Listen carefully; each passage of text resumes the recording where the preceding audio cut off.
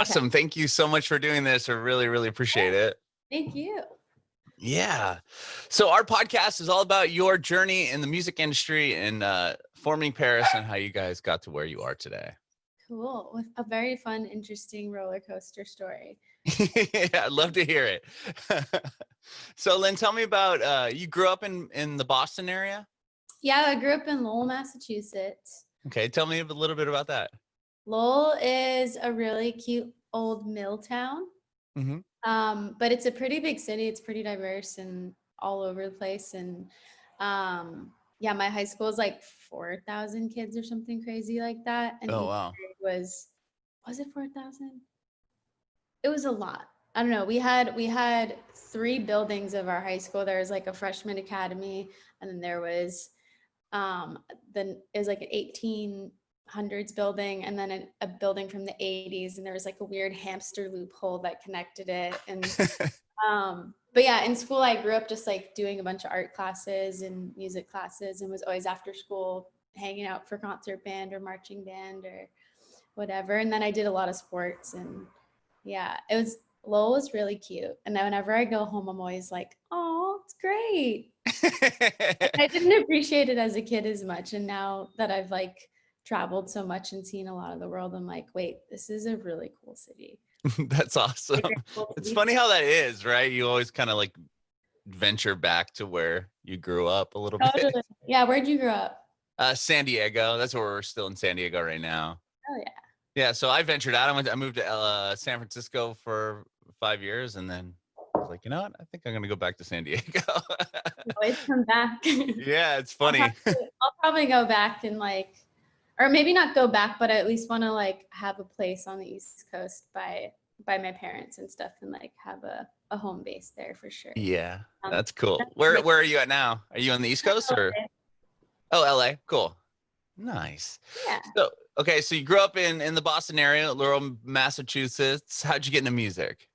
I don't really know. Like, I don't remember having any type of crazy introduction or like aha moment. It was always kind of just a thing. Like, we had a lot of little keyboards and instruments around our house growing up, and like really bad guitars, and not really bad guitars, but like just like tiny little ones that you can't really actually tune. Play or tune.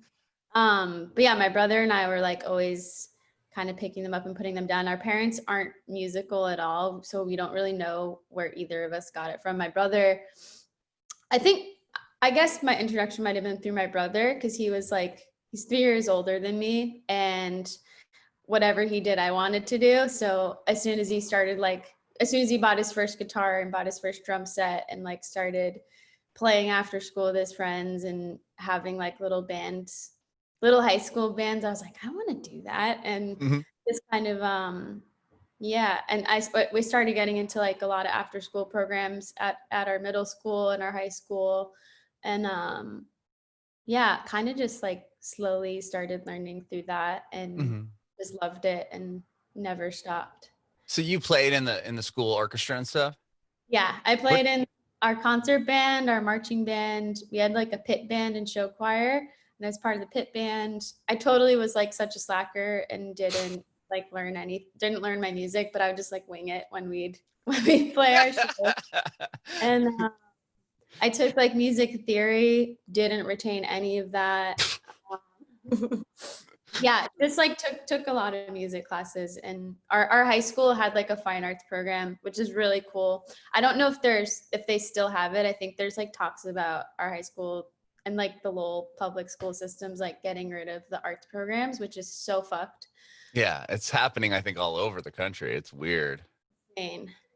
Yeah. Wow. What instrument were you playing in the marching band? And I played a couple things. So in middle school, I played saxophone. I was a little alto sax player.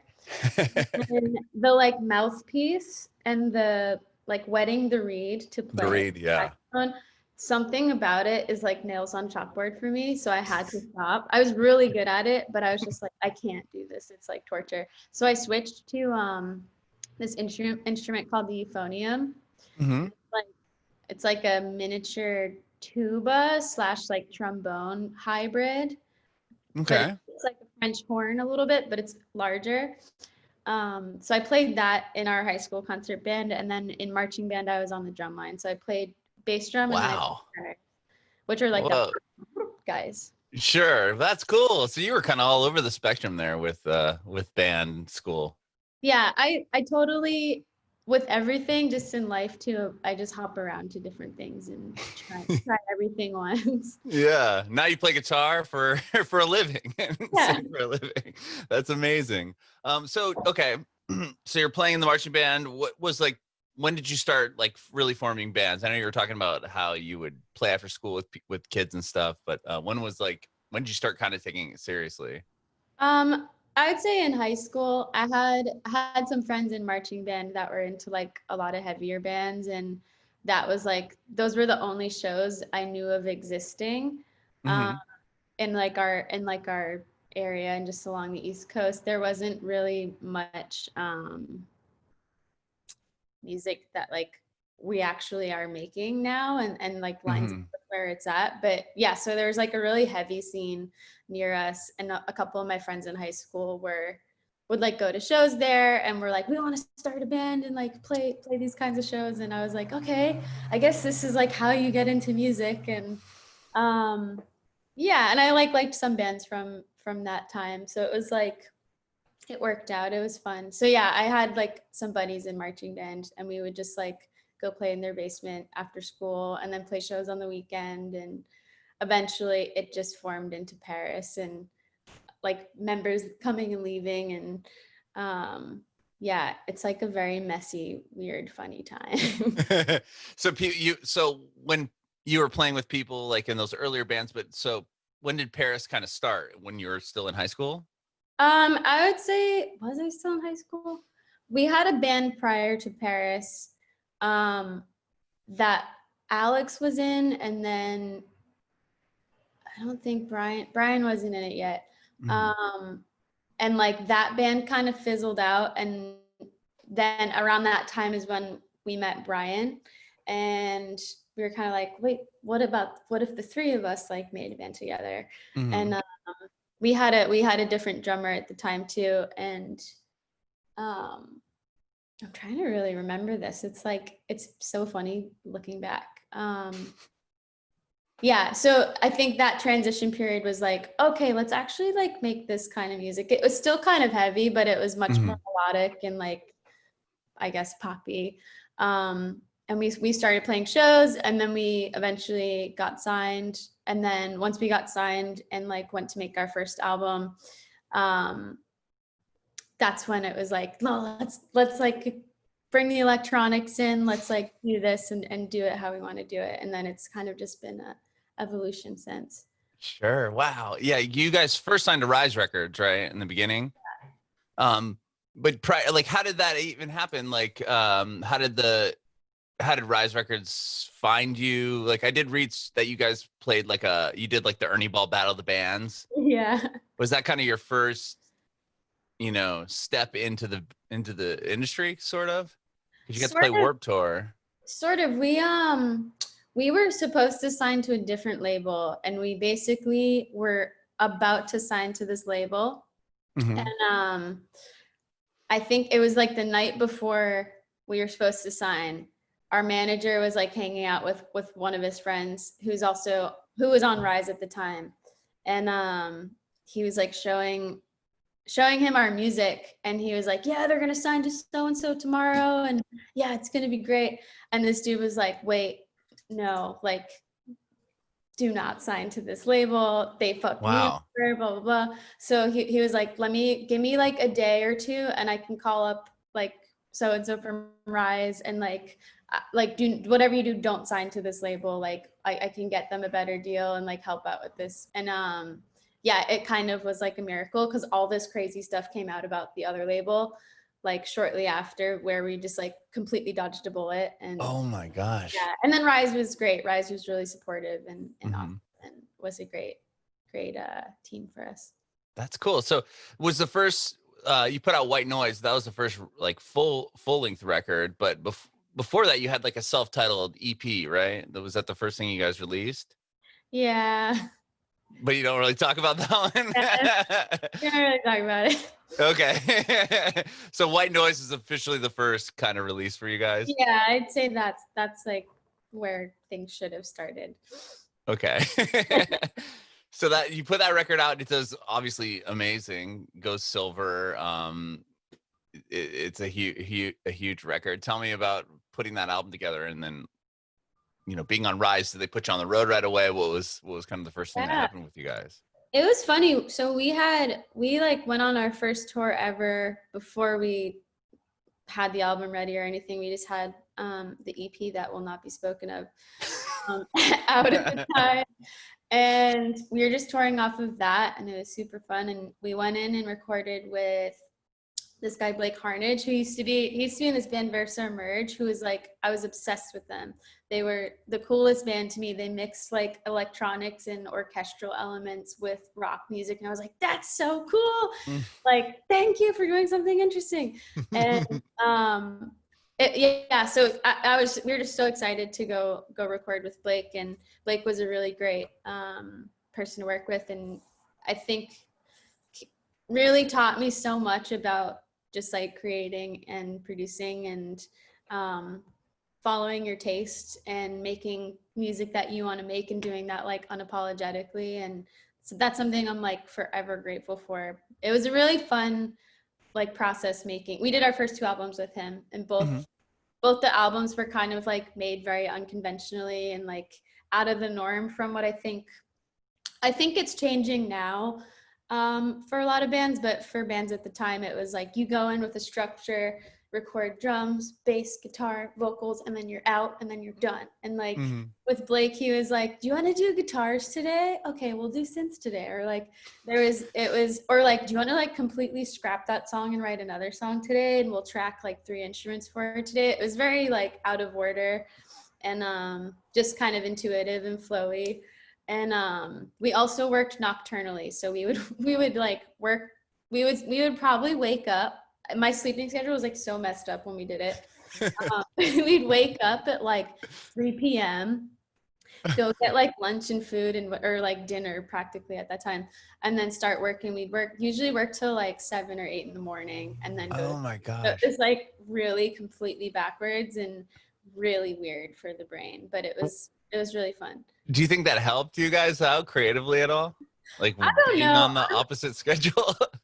Maybe. I think at the time, maybe it did a little bit, because it really like, there's no distractions when it's like 3 in the morning and none of your friends are awake and nobody's on social media or anything. So we really got to like focus. And then I think just like being nocturnal brings really funny things out of you, like parts of your brain that you wouldn't necessarily access normally. But sure. I'm such a morning person. I love the morning. So it was definitely like hard to not have that. Yeah. for like months. Was there a reason behind recording overnight, like doing that? It happened pretty accidentally. So Blake was recording somebody else prior to us getting to the studio. And he was already like kind of on that schedule, and he was like, I'm so sorry, I'm like working these hours and I'm trying to get out of it. And we were like, no, we'll go with you, we'll lean into it. And then we like furthered like the really bad sleeping habits. That's awesome. So you were touring, you said you were touring the record prior to it releasing. You were touring on the Unspoken EP. So once White Noise comes out, aside from putting out your first full-length record on a record label and that, was there like a milestone moment you can remember? I remember, so we were touring with Mayday Parade at the time, and I just remember we were in Seattle and we got like a box of the physical album. It was our first time ever like seeing that and holding that, and I remember it was a really cool moment. We were like in the parking lot of one of the venues we were playing, and yeah, I remember that. Finally seeing the physical CD. Opening the box and holding it and being like, what? It's real. And then there was a typo on the back of on the track listing.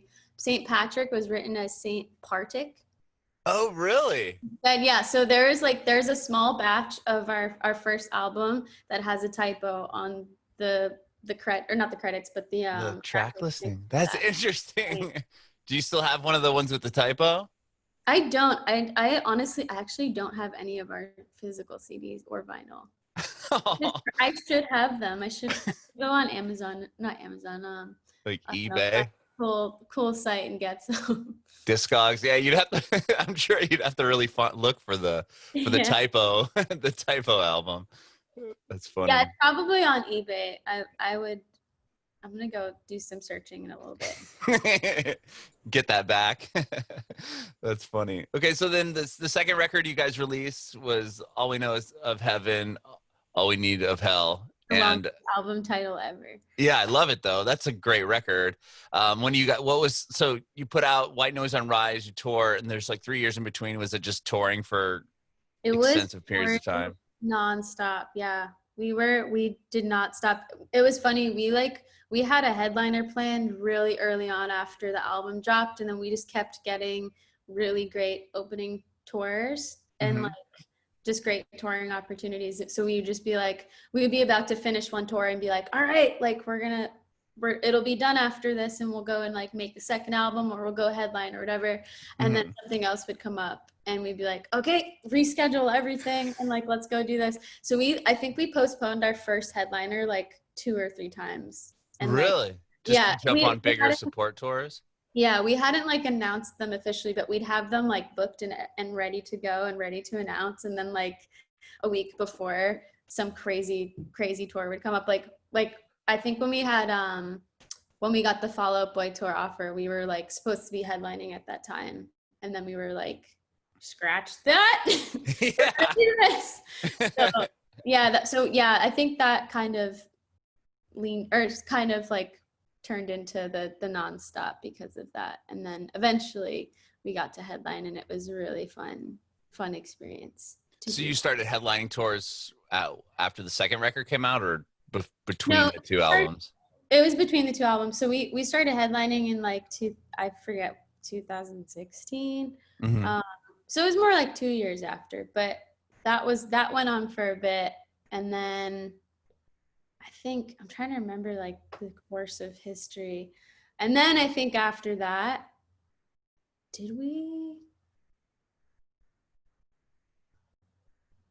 after that, I think that's when we slowed down and then made the second album. And that was really fun. We like went up to a haunted church in Utica, New York.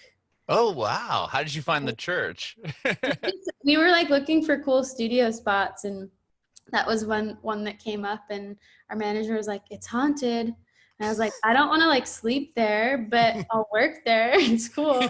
And so yeah, we were up in Utica for like 2 or 3 months or so. And then we spent that time up there. And then I spent like another 2 or 3 months in Brooklyn finishing for like vocals and any additional production stuff. And then we had to leave and go out with 30 Seconds in Muse, like as soon as that was wrapped, pretty much. So it was like, album's done, okay, get back on the road. And then it was hectic ever since then.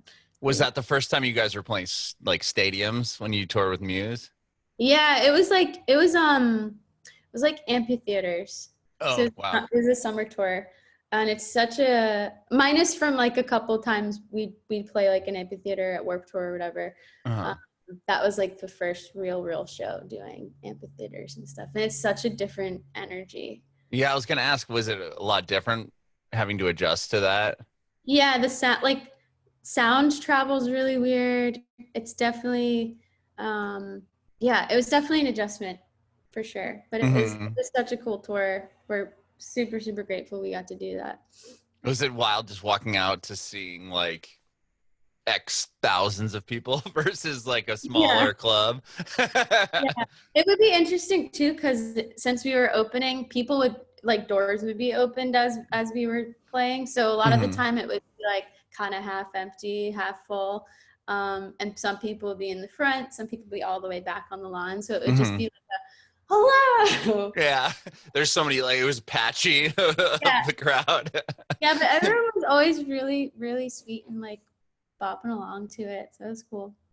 Thank you so much for checking out the interview so far. Unfortunately, due to time constraints, Lynn had to leave a little bit early, so we will have a part 2 to this episode. Make sure to subscribe to our channel, like us on Facebook at Bringing It Backwards, and follow us on Instagram and Twitter at Bringing Back Pod. We'll update you, let you know when that second part of the interview is going to be posted. In the meantime, here's some advice from Lynn Gunn to you aspiring artists. Okay, advice to aspiring artists and musicians. I think the number one thing is just like stick with your integrity and hold on to that, and don't compromise that for anybody or anything. And just like also don't get discouraged with roadblocks or detours. They're always going to lead you where you need to go, or lead you to something better. Or yeah, don't ever get frustrated at like the speed bumps or the roadblocks or whatever.